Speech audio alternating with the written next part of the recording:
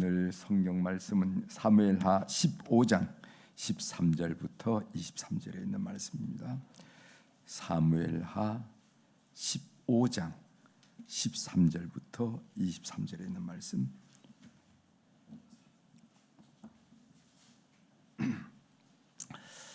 사무엘하 15장 13절부터 제가 봉독해 드리겠습니다. 전령이 다윗에게 와서 말하되 이스라엘의 인심이 다 압살롬에게로 돌아갔나이다 한지라. 다윗이 예루살렘에 함께 있는 그의 모든 신하들에게 이르되 일어나 도망가자. 그렇지 아니하면 우리 중 한 사람도 압살롬에게서 피하지 못하리라. 빨리 가자. 두렵건대 그가 우리를 급히 따라와 우리를 해하고 칼날로 성읍을 칠까 하노라. 왕의 신하들이 왕께 이르되 우리 주 왕께서 하고자 하시는 대로 우리가 행하리이다. 벗어서 당신의 종들이니이다 하더라. 왕이 나아갈 때 그의 가족을 다 따르게 하고 후궁 10명을 왕이 남겨두어 왕궁을 지키게 하니라.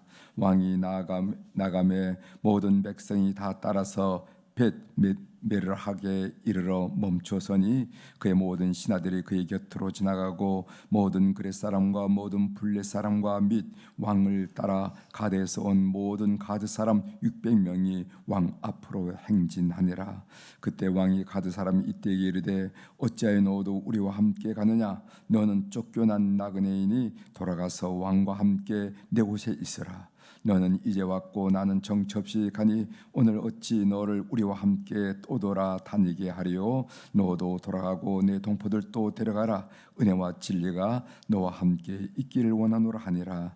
이때가 왕께 대답하여 이르되 여호와의 살아계심과 내 주 왕의 살아계심으로 맹세하옵나니 진실로 내 주 왕께서 어느 곳에 계시든지 사나 죽으나 종도 그곳에 있겠나이다 하니 다윗이 이때에 이르되 앞서 건너가라 하매 가드 사람 이때와 그의 수행자들과 그와 함께한 아이들이 다 건너가고 온 땅 사람이 큰 소리로 울며 모든 백성이 앞서 건너가매 왕도 기드론 시내를 건너가니 건너간 모든 백성이 광야길로 행하니라.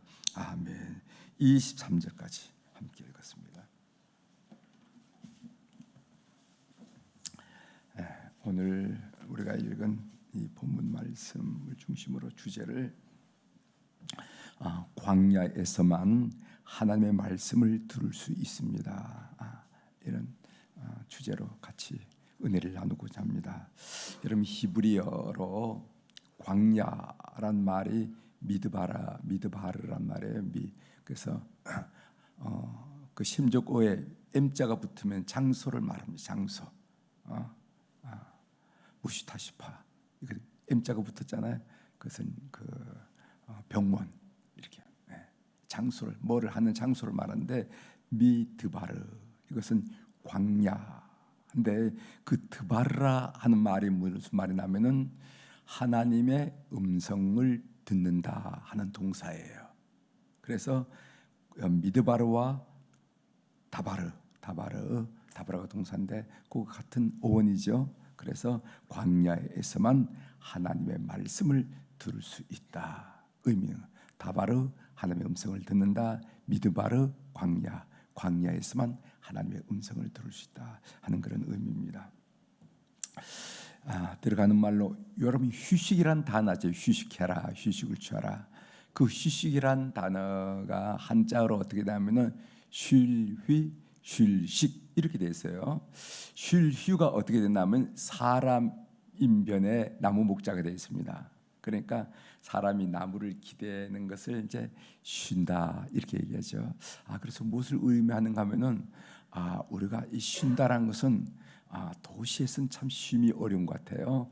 자연, 나무에 기대는 거니까 자연 속에서 참 우리 육신과 영혼의 심령에 휴식이 주어지지 않은가 이런 생각을 하게 되고, 식자는 쉴 식자인데 자기 자자 밑에 사람 마음 심자가 붙은 것을 보고 식자라고 그러잖아요.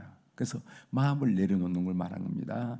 그러니까 걱정, 근심, 염려를 내려놓아라 이런 말을 하잖아요. 그걸 보고 식자라고 그러는데 근데 그 마음이 막 내려집니까? 근심, 걱정이 막 내려집니까? 그렇지 않죠. 이것은 꼭 하나님을 신뢰할 때만 내려지는 거예요. 그래서 우리가 참된 휴식을 취하려면은 참된 믿음을 가져야, 하나님을 전폭적으로 신뢰하는 믿음을 가져야만 참 휴식이 옵니다. 사실은 어느 농부가 농촌에서 농부 두 사람이 벼를 벼는데, 한 농부는 그냥 허리를 필 사이 없이 열심히 벼를 벼어요. 그리고 한 사람은 벼를 벼다가 이렇게 논두렁에 앉아서 이렇게 좀 흥얼거리기도 하고 조금 쉼도 취하고 그렇게 하더라는 거죠. 그 나중에 다 끝나고 난 다음에 이제 어둑어둑해서 얼만큼 폈는가 봤더니까 그 논두렁에서 놀던 사람이 더 많이 벼더라는 거예요. 그러니까 화가 날 거 아니겠어요? 난 허리도 하나도 펴지 않고 열심히 하는데 왜 이렇게 나는 적고 당신은 놀면서 벼는데 왜 이렇게 많으냐? 그랬다니까 그 이제 논두렁에서 쉬던 사람이 뭐냐면은, 나는 쉬면서 뵀는데 쉴 동안에 낫을 갈았다. 난 낫을 갈고 쉬었지.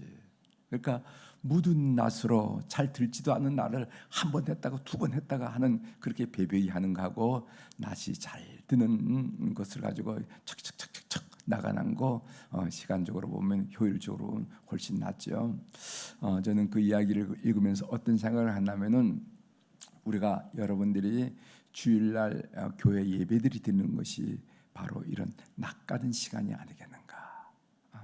내 인생은 지금 바로 가고 있는지, 혹시 실수한 일은 없는지, 잘못된 일은 없는지 다시 생각하는 기간. 그리고 우리 이 새벽기도도 마찬가지로 생각합니다. 이거 낯가는 시간이에요. 그래서 인생을 반듯한 목표를 가지고 바르게 사는 방법이 바로 이런 기간. 이런 시간이 없이 그냥 막 살고 정신없이 살고 뒤돌아봤더니 내 인생의 목표와는 한참 떨어진 곳에 가 있어요. 내가 회복하기 어려운 그런 인생들이 많이 있습니다. 열심히 살았다 뒤돌아보니까 너무너무 많이 떨어져 있는 거예요. 그런 경우가 있는데, 바로 이 주일 예배라는 거, 이런 새벽 기도라는 것이 바로 우리의 무딘 낫, 우리의 방향을 새롭게 설정하고 목표를 설정하고 삶의 방법들을 새롭게 정리하는 그런 시간이 아니겠는가, 이런 생각을 하면서 여러분들에게 들어가는 말씀으로 잠깐 나눴습니다. 자, 오늘 본문 내용입니다. 본문 내용, 다윗의 아들 압살롬의 궁중 반란에 대한 내용입니다. 압살롬이 헤브론에서 즉위식을 치르면서 반란을 도모했을 무렵에 이 소식이 다윗에게 전해졌어요. 압살롬이 다윗의 세 번째 아들이기 때문에 궁중 반란이라 하는 용어를 쓰는 겁니다. 13절 한번 보세요. 13절, 전령이 다윗에게 와서 말하되 이스라엘의 인심이 다 압살롬에게로 돌아갔나이다 한지라.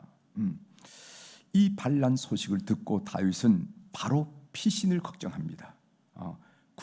궁고를 떠나서 피신을 결정을 해요. 14절, 다윗이 예루살렘에 함께 있는 그의 모든 신하들에게 이르되 일어나 도망가자. 그렇지 아니하면은 우리 중 한 사람도 압살롬에게서 피하지 못하리라. 빨리 가자. 들을 건데 그가 우리를 급히 따라와 우리를 해하고 칼날로 성읍을 칠까 하노라. 반란군이 예루살렘 성에 입성한 것이 아닙니다. 저 헤브론에서 즉위식을 가졌다 한 소식만 들은 거예요. 그럼에도 불구하고 왜 다윗은 급히 반란을 피신을 걱정했을까? 전 한 세 가지 정도로가 생각되더라고요. 하나는 압살롬이 4년 동안 반란을 준비했어요. 성 밖에서 4년 동안 반란을 준비할 동안 다윗은 그 사실을 전혀 몰랐어요. 이것을 인정했다는 겁니다. 여러분, 사무엘하 15장 7절인데 어제 우리가 묵상했던 말씀이나 마찬가지인데, 사무엘하 15장 7절이죠. 4년 만에 압살롬이 왕께 아뢰되 내가 여호와께 소원한 것이 있사오니 청하건대 내가 헤브론에 가서 그 소원을 이루게 하소서. 이렇게 얘기한다는 거죠. 그러니까 적어도 압살롬은 4년 동안 성 밖에서 이 반란을 준비했다는 겁니다. 이걸 까맣게 몰랐어요. 다윗이 실수죠. 이거 이렇게 몰라서는 일이 안 된다 하면서 피신을 결정하고, 두 번째로는 더 이상 예루살렘 성에 머물러 있는다면은 아들 압살롬과 전쟁을 벌이는 불가피한 상황을 맞게 될 것이기 때문에 그렇습니다. 아들은 아버지를 대항하여 반란을 일으키고 아버지는 그 아들을 향해서 칼을 겨누게 되는 이런 일이 일어나게 돼서 다윗 왕실의 권위는 땅에 떨어지게 됩니다. 이런 상황을 아버지가 피하고 싶었어요. 아버지가 아들에게 창을 겨누고 칼을 겨누는 상황을 피하고 싶었다 이 말이죠. 그래서 그 자리를 일단 떠났다. 세 번째로 다윗은 일단 후퇴해서 전열을 가다듬고 후위를 도모하려고 했기 때문에 다윗은 광야의 사람이기 때문에 광야에서는 누구를 당할 수 없거든요. 그래서 광야에 피신을 해서 후위를 도모. 그것을 우리가 알 수가 있는데 16절에 보면은 오늘 본문 16절에 보면은 왕이 나갈 때 그의 가족을 다 따르게 하고 후궁 10명을 왕이 남겨두어 왕궁을 지키게 하니라. 그러니까 후궁 10명을 남겨두어서 왕궁을 지키라 했다는 것은 후위를 도모한다는 얘기거든요. 후위를 도모한다 하는 그런 이유로 이제 다윗이 왕궁을 떠나서 피신하게 됩니다. 누가 다윗의 피난길에 동행했는가? 17절에 나오죠. 왕이 나가매 모든 백성이 다 떠나서 벳 메르하게 이르러 멈추어 서니, 이 벳 메르하기라 하는 말은 먼 집이란 뜻이에요. 먼 집. 그러니까 이곳은 예루살렘 변두리로 알려진 곳인데 이곳에서 잠시 급하게 떠나온 행렬을 멈추고 전열을 가다듬고 행군을 준비하는 모습을 우리가 보게 됩니다. 18절 그의 모든 신하들이 그의 곁으로 지나가고 모든 그렛 사람과 모든 블렛 사람과 및 왕을 따라 가드에서 온 모든 가드 사람 600명이 왕 앞으로 행진하니라. 여기 보면은 그렛 사람, 블렛 사람, 그다음에 가드 사람 이런 사람들은 팔레스타인 땅에 유입된 이방인들, 애국인들이었습니다. 그러니까 다윗의 용병들이었죠. 아들 압살롬은 반란을 일으키고 배신하는데 애국 사람은 오히려 다윗 편이 되어 다윗을 따른다. 저자는 이런 대비를 통해서 압살롬의 반란이 얼마나 무모한지를 우리들에게 보여주고 있다는 것이죠. 20절입니다. 이 20절은 가드 사람 이때가 다윗을 따라 나설 때 다윗이 한 말에 이때를 보고 한 이야기입니다. 너는 어제 왔고 나는 정처 없이 가니 오늘 어찌 너를 우리와 함께 또 돌아다니게 하리요. 너도 돌아가고 내 동포들도 데려가라. 은혜와 진리가 너와 함께 있기를 원하노라 하니라. 다윗은 지금 자신도 피신가는 자신의 입장이나 자신의 처지도 곤란함에도 불구하고 남을 배려하는 마음을 보게 됩니다. 이것이 다윗의 인품이고 다윗의 영성이라고 생각해요. 다윗이 자기도 지금 피신가는 입장이 아닙니까? 자기 자신도 건사하기 어려운 때인데 이때를 향해서 따라온 이때를 향해서 너는 유대인이 아니지 않냐? 이스라엘 사람이 아니지 않냐? 넌 블레셋 가드는 블레셋 사람이거든요. 블레셋 사람이 아니냐? 그러니까 너는 너희 집으로 돌아가라 이렇게 얘기하는 겁니다. 이것이 바로 다윗의 영성이고 인품인데 다윗은 이때를 돌아가라고 권면하고 뭐라고 축복하느냐면은 은혜와 진리가 너희와 함께 있기를 원하노라. 이래서 축복을 하면서 보내는 겁니다.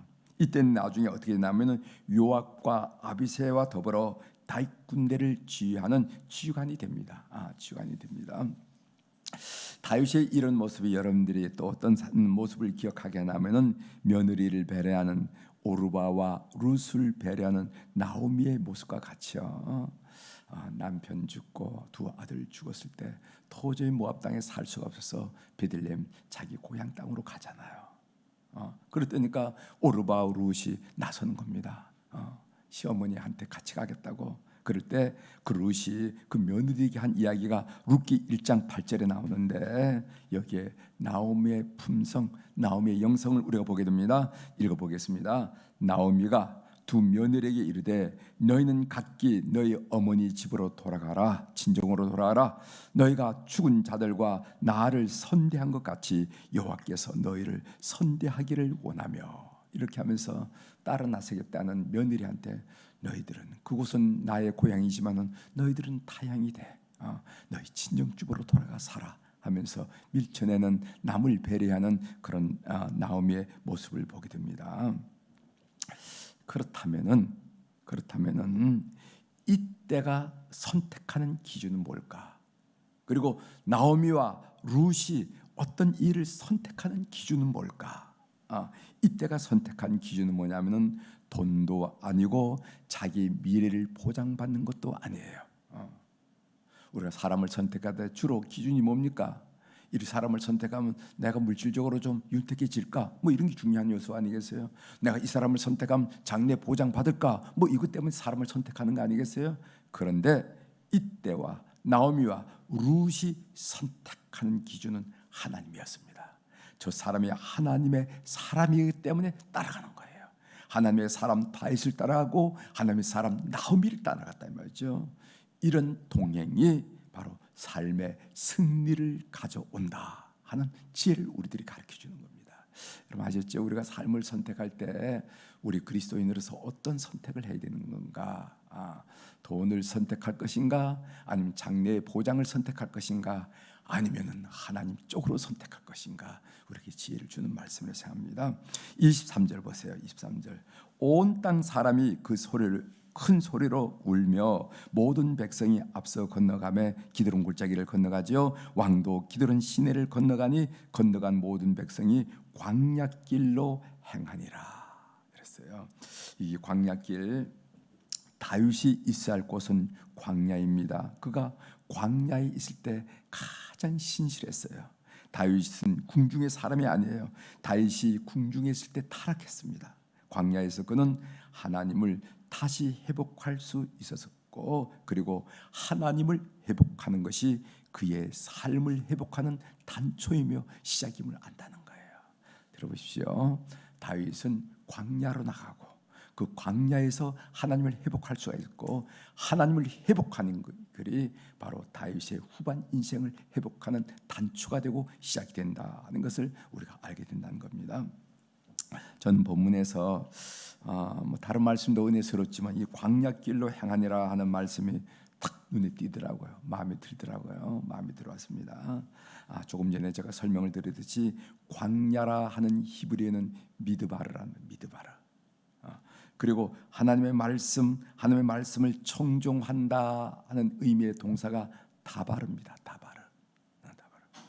그래서 광야에서 하나님의 말씀을 들을 수 있다 하는 것을 이스라엘 백성들은 오래 그들의 언어를 통해서 우리들에게 알려준 거예요. 광야와 하나님의 말씀을 듣는다는 것은 오온이 같습니다. 무엇을 의미하는가 하면은 인생의 광야에 섰을 때 우리는 비로소 하나님의 음성을 들을 수 있다는 것입니다. 그래서 역사가 헤로도토스는 이런 얘기를 했어요. 무슨 얘기냐면은 광야에서는 종교가 나고 산림에서는 신화가 나왔다 이렇게 했어요. 광야. 여러분 광야, 그 유대 광야, 소위 사우디아라비아 광야에서 유대교가 나오고 기독교가 나오고 AD 7세기에는 뭐가 나왔어? 이슬람교. 다 이런 종교들은 소위 고등 종교라 일컬어진 그런 거거든. 광야에서 종교가 나와.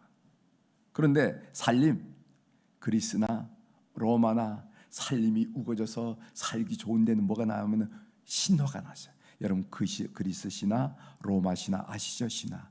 그 신화라는 게 뭡니까? 신화라는 뭡니까? 그 인간의 그 살고 울고 불고하는 그 인간의 그 삶을 신화적으로 표현한 거 아닙니까? 그런 거라 말이죠. 광야에서 종교가 나온다. 광야에서 하나님의 음성을 들을 수 있다. 다윗은 왕궁에서는요 하나님의 음성을 듣지 못해서 그는 타락했습니다. 왕궁에 있을 때 밧세바를 취했잖아요. 그러나 광야에서는 하나님의 음성을 듣고 영적으로 최고의 사람, 최고의 신실한 사람이 됐어요. 그래서 그의 시편이 많은 시편을 우리가 읽고 있는데 그 시편은 왕궁에서 지은 것이 아니라 광야에서 다 고백했던 찬양이고 기도예요. 광야에서 하나님의 음성을 듣고 영적으로 최고의 신실함을 유지하고 도달할 수 있다는 것입니다. 사랑하는 교회 여러분, 여러분 지금 혹시 광야에 서 있습니까? 광야, 애롭고 쓸쓸하고 거칠고 힘들고 하는 광야. 이 광야는 하나님의 음성을 들을 수 있는 기회가 되고 하나님의 사랑을 확인할 수 있는 기회가 되고 하나님과 가장 내밀한 교제를 즐길 수 있는 기회가 된다. 이것이 우리 신앙인들이 성경이 증언한 내용이라는 것을 아시고 그런 삶을 여러분 사시기를 주의 이름으로 권면합니다. 기도하시겠습니다.